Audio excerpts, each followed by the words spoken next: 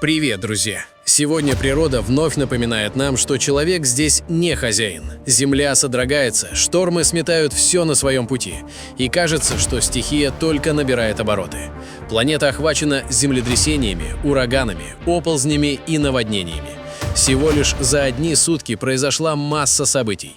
И сегодня мы все это вам покажем. Израиль столкнулся с последствиями средиземноморского зимнего шторма, который принес в регион экстремальные осадки, ураганный ветер и вызвал перебои в работе инфраструктуры. Основной удар стихии пришелся на прибрежную полосу и северные районы страны, где за 48 часов выпало до 40% месячной нормы осадков. В Тель-Авиве, Холоне и Ришон-ле-Ционе интенсивные ливни привели к выходу из строя систем ливневой канализации, что спровоцировало внезапное наводнение на городских магистралях и в низменных кварталах. Десятки автомобилей оказались затоплены под эстакадами. Спасательные службы провели более 50 операций по вызволению людей из затопленных транспортных средств и подвальных помещений. Ситуация осложнялась штормовым ветром, порывы которого достигали 100 км в час, что привело к массовому падению деревьев, рекламных щитов и обрывам линий электропередач. В Нетании и Хайфе зафиксированы случаи обрушения строительных лесов и повреждения крыш жилых домов. На севере страны, в Галилее и на голландских высотах проливные дожди сменились мощным снегопадом, из-за которого полиция была вынуждена временно перекрыть ключевые трассы в районе Мертвого моря из-за угрозы внезапных паводков. В Иерусалиме шторм сопровождался градом и сильным туманом и привел к пробкам на дорогах. Пострадало также и морское сообщение. Порты Ашдода и Хайфы временно приостановили прием судов из-за 6-метровых волн, которые перехлестывали через волнорезы и затапливали набережные. Информация о погибших в ходе активной фазы шторма 12 и 13 января не поступала. Метеорологическая служба Израиля отметила, что данный циклон стал одним из самых интенсивных за последние годы и значительно пополнил уровень воды в озере Кинерет. К утру 14 января шторм начал терять силу, однако в прибрежных районах сохраняется опасность наводнений.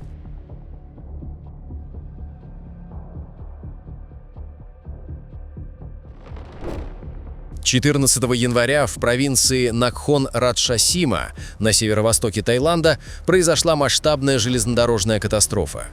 Трагедия случилась около 9 часов по местному времени в районе Сикхио, когда на пассажирский поезд, следовавший из Бангкока в Убон-Раджхани, рухнул строительный кран. В момент инцидента в составе находились около 200 пассажиров, большинство из которых составляли студенты и рабочие. Многотонная конструкция крана, использовавшегося на строительстве высокоскоростной железнодорожной линии, соединяющей Таиланд и Китай, при падении снесла крыши нескольких вагонов и привела к их сходу с рельсов. По последним данным медицинских служб, число погибших достигло 32 человек, среди которых есть дети. Еще не менее 66 человек получили ранения различной степени тяжести, при этом 7 пострадавших находятся в критическом состоянии. Власти Таиланда распорядились провести немедленное расследование действий подрядчика.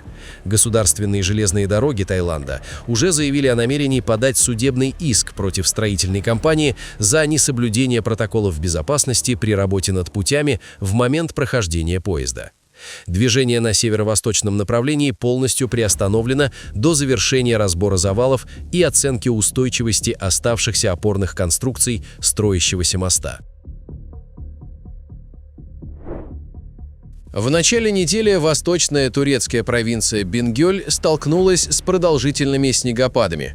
Наиболее сложная ситуация сложилась в высокогорном районе Карлы-Ова, где толщина снежного покрова в отдельных местах достигла отметки в 1,5 метра. Непрекращающаяся метель и снегопады привели к полной блокировке доступа ко многим отдаленным деревням и сельским населенным пунктам.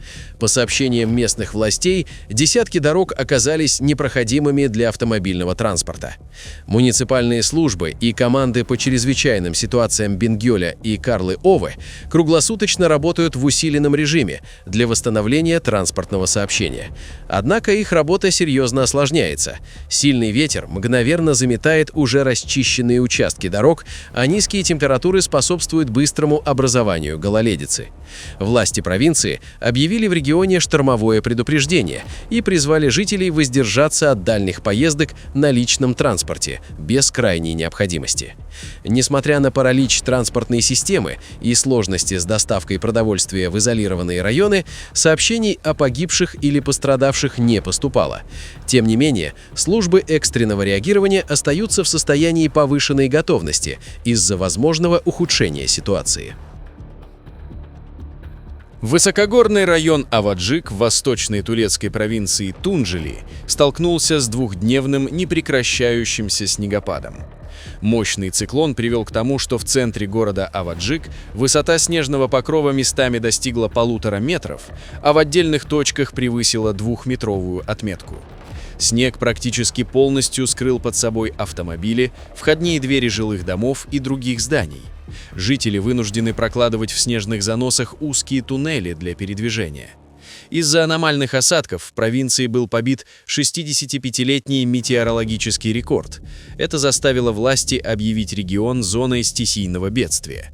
Последствия снегопада оказались критическими для инфраструктуры.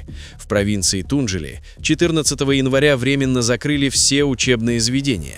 Снежные массы спровоцировали сход лавины на 44-м километре стратегически важной трассы Тунджели-Аваджик в районе деревни Йонжалы, что на время полностью парализовало транспортное сообщение.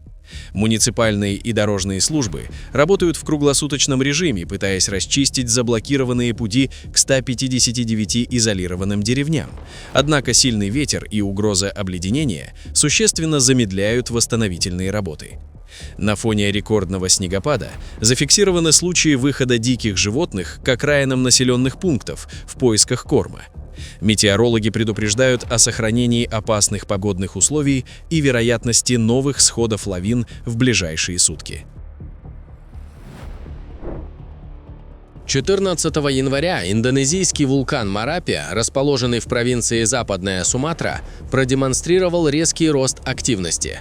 Согласно данным Центра вулканологии и смягчения последствий геологических катастроф, в течение дня было зафиксировано несколько мощных выбросов пепла, самый значительный из которых поднялся на высоту около 1000 метров над вершиной кратера. Сейсмографы зафиксировали извержение с максимальной амплитудой 30,3 мм и продолжительностью около 35 секунд. В связи с продолжающейся активностью сохраняется третий, оранжевый уровень опасности. Специалисты установили строгую зону отчуждения в радиусе 4,5 километров от активного кратера Вербек, запретив любую человеческую деятельность в этом секторе из-за риска внезапных взрывов и выбросов раскаленных камней. Жителям близлежащих населенных пунктов, таких как Букитинги и Агама, рекомендовано использовать защитные маски и очки для предотвращения респираторных заболеваний и раздражения глаз, вызванных пеплопадом. Власти предупреждают о высокой вероятности схода лохаров, берущих начало на склонах вулкана, в случае продолжения тропических ливней. Авиационное цветовое предупреждение остается на оранжевом уровне, указывая на потенциальную угрозу для полетов в данном регионе.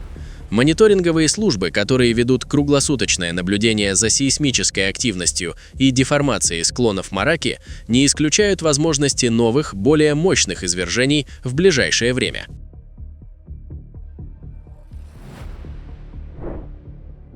Колумбийский департамент Валья-дель-Каука столкнулся с серьезным наводнением, вызванным экстремальными осадками в рамках продолжающегося сезона дождей. Интенсивные ливни привели к критическому подъему уровня воды в крупнейшей водной артерии региона – реке Каука, а также в ее многочисленных притоках, что спровоцировало масштабные наводнения и серию оползней в нескольких муниципалитетах. Наиболее тяжелая ситуация сложилась в городе Кали и прилегающих районах Кандалария и Джамунди, где вышедшие из берегов реки затопили сотни жилых кварталов и промышленных зон. Потоки воды, смешанные с илом, проникли в дома жителей и уничтожили мебель, бытовую технику и запасы продовольствия. Транспортное сообщение в департаменте оказалось фактически парализовано. Оползни и размывы грунта заблокировали ключевые участки Панамериканского шоссе, соединяющего юг страны с центром, что вызвало многокилометровые заторы и перебои в поставках товаров. В муниципалитете Буга и сельской сельских районах Дагуа паводки разрушили несколько мостов местного значения, оставив ряд общин в полной изоляции. Секретариат по управлению рисками стихийных бедствий региона сообщил, что в результате наводнений пострадали более 2000 семей, сотни человек были эвакуированы в пункты временного размещения, организованные в школах и спортивных залах. Благодаря оперативным действиям пожарных департаментов и Красного Креста удалось избежать массовых жертв. Местные власти объявили режим чрезвычайной ситуации и направили в пострадавшие районы технику на расчистку русел рек и дорог. Однако восстановительные работы осложняются непрекращающимися дождями. Метеорологи предупреждают, что сохраняется высокая вероятность новых оползней на горных склонах департамента в ближайшие дни. Национальный парк Крюгера в ЮАР столкнулся с масштабным наводнением, вызванным затяжными ливнями, которые привели к резкому подъему уровня воды в крупнейших реках заповедника – Саби, Олифанс и Крокодайл. Стихия нанесла серьезный ущерб инфраструктуре парка и заставила руководство закрыть большинство второстепенных дорог и несколько популярных кемпингов в южной и центральной частях заповедника. Потоки воды размыли дорожное полотно и затопили мосты, в результате чего ряд туристических групп оказался временно заблокирован в отдаленных районах.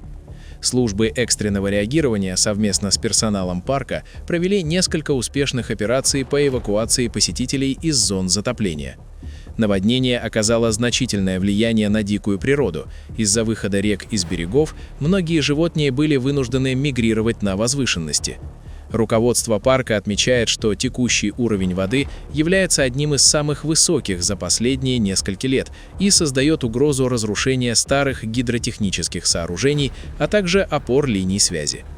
Руководство южноафриканских национальных парков призвало посетителей соблюдать временные запреты на проезд и не пытаться пересекать затопленные участки дорог, так как под водой могут скрываться опасные промоины и хищничи.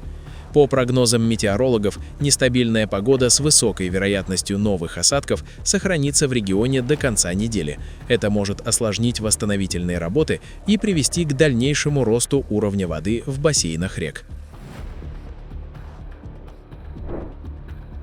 Приграничный город Хаджи-Умран, расположенный в провинции Эрбиль в Ираке, оказался во власти мощного снежного шторма, вызванного приходом арктической воздушной массы. Интенсивный снегопад, продолжающийся более 2 суток, привел к существенным ограничениям в работе международного пограничного перехода на границе с Ираном. Несмотря на то, что на предыдущей неделе в Хаджи-Умране уже выпало более метра снега, новая волна непогоды добавила значительный слой осадков и превратила горный ландшафт в сплошную белую пустыню.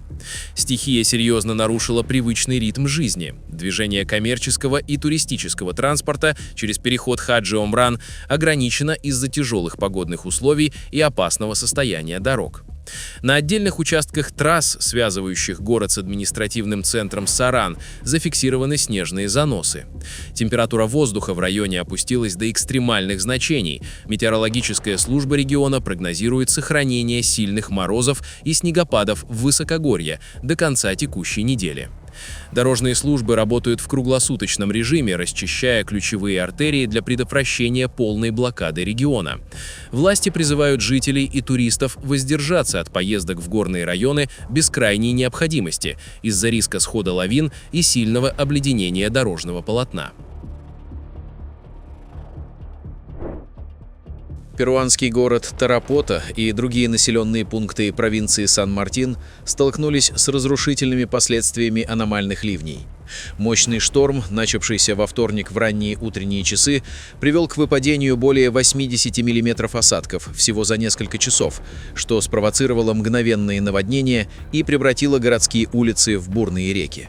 Потоки воды обладали такой силой, что массово смывали припаркованные на дорогах мотоциклы и легкие транспортные средства. Стихия нанесла серьезный удар по инфраструктуре и жилому сектору. В Тарапота, а также в соседних районах Моралес и Лабанда-де-Шилкаяо зафиксированы массовые подтопления жилых домов и коммерческих объектов. В секторе Лагарта-Коча и на проспекте Салавери из-за перегрузки ливневой системы вода проникла глубоко внутрь зданий, заставив жителей спасать имущество в условиях быстро растущего уровня паводка.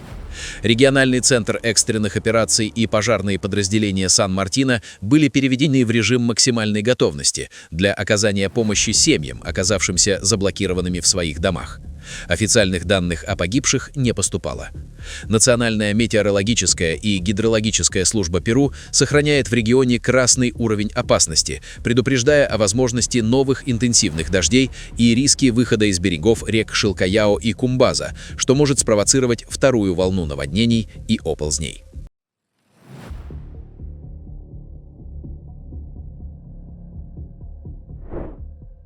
13 января в восточной части Демократической Республики Конго на деревню Буруци, расположенную в провинции Северная Киву, сошел масштабный оползень. Трагедия стала следствием многодневных проливных дождей, которые привели к критическому переувлажнению почвы в горной местности и обрушению части склона на жилые постройки в ночное время, когда большинство жителей находились в своих домах. По предварительным данным местных властей, в результате схода сотен тонн земли и обломков горных пород погибли не менее 18 человек, чьи тела удалось извлечь из-под завалов в первые сутки. Ситуация остается крайне тяжелой, так как более 30 человек официально числятся пропавшими без вести, и шансы найти выживших под плотным слоем грязи стремительно тают. Масштаб разрушений в Буруции оценивается как катастрофический. Оползень полностью уничтожил более 20 жилых домов, а также повредил местную инфраструктуру, включая единственную дорогу, связывающую поселение с административным центром района. Поисково-спасательная операция осложняется непрекращающимися осадками, риском повторных обвалов и отсутствием специализированной тяжелой техники. Большинство работ ведется силами выживших жителей и волонтеров вручную. Администрация провинции Северная Киву объявила регион зоной бедствия и обратилась за помощью к международным миссиям, поскольку сотни людей остаются без крова и остро нуждаются в питьевой воде, продуктах питания и медикаментах. Спасатели продолжают разбор завалов, опасаясь, что окончательное число жертв может значительно вырасти по мере продвижения работ.